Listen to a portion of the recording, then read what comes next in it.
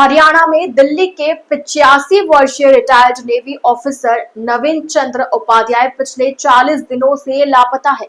हिमाचल के पालमपुर से दिल्ली लौटते समय रास्ते में गायब हो गए, जिसके बाद उनका कोई सुराग नहीं मिला। अब उनकी रिटायर्ड लेफ्टिनेंट कर्नल बेटी और परिवार चंडीगढ़, अंबाला से लेकर करनाल तक उन्हें ढूंढ रहे हैं, लेकिन अब तक निराशा ही हाथ लगी। आखिर में मामला हरियाणा डीजीपी तक पहुंचा, जहां से केस स्टेट क्राइम ब्रांच को सौंपा गया। पुलिस ने हर संभावित इलाके में वृद्धाश्रमों और थानों को फोटो भेज दी, लेकिन अब तक कोई जानकारी नहीं मिल पाई है। 11 जून को सुबह करीब 6 बजे रिटायर्ड नेवी ऑफिसर नवीन चंद्र उपाध्याय हिमाचल प्रदेश के पालमपुर से दिल्ली वापस निकले थे। उन्होंने सबसे पहले पालमपुर से चंडीगढ़ के लिए बस पकड़ी। चंडीगढ़ के सेक्टर 43 बस अड्डे पर वे सीसीटीवी कैमरे में नजर आए। इसके बाद सेक्टर 17 की आईएसबीटी के फुटेज में भी उनकी मौजूदगी देखी गई।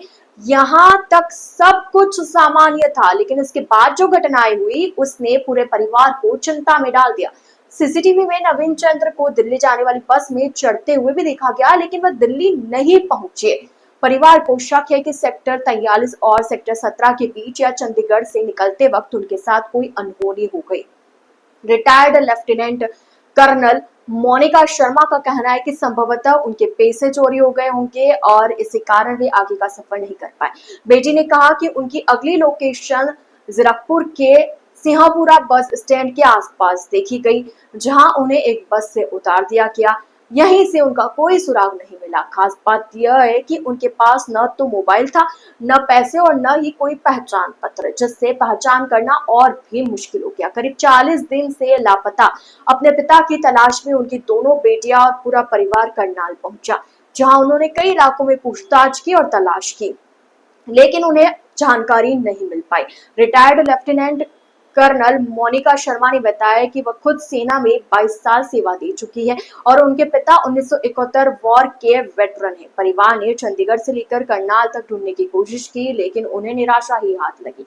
परिवार ने चंडीगढ़, अंबाला, जीरकपुर और करनाल के पुलिस अधिकारियों से मुलाकात की और मदद मांगी। शुरुआत में स्थानीय एसएचओ, डीएसपी और एसपी स्तर पर जांच हुई, लेकिन जब कोई हल नहीं निकला तो डीजीपी हरियाणा से संपर्क किया गया। इसके बाद केस को हरियाणा स्टेट क्राइम ब्रांच के हवाले किया गया, जो अब मामले की गहराई से जांच करे। क्राइम ब्रांच के जांच अधिकारी राजेश कुमार ने बताया कि नवीन चंद्र को अंतिम बार जीरकपुर के सिंहपुरा बस स्टैंड पर देखा गया।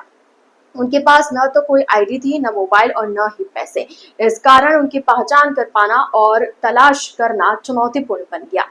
हालांकि सभी संभावित इलाकों के वृद्धाश्रमों में उनकी फोटो भेजी जा चुकी है और पुलिस टीमें लगातार सर्च कर रही है। पुलिस विभाग और परिवार की ओर से आमजन से अपील की गई कि यदि कोई बुजुर्ग व्यक्ति भटके हुए हालत में दिखाई दे, जो अपना नाम भी ठीक से नहीं बता पा रहे, तो तत्काल नजदीकी पुलिस थाने में संपर्क करे या पुलिस हेल्पलाइन पर जानकारी दे।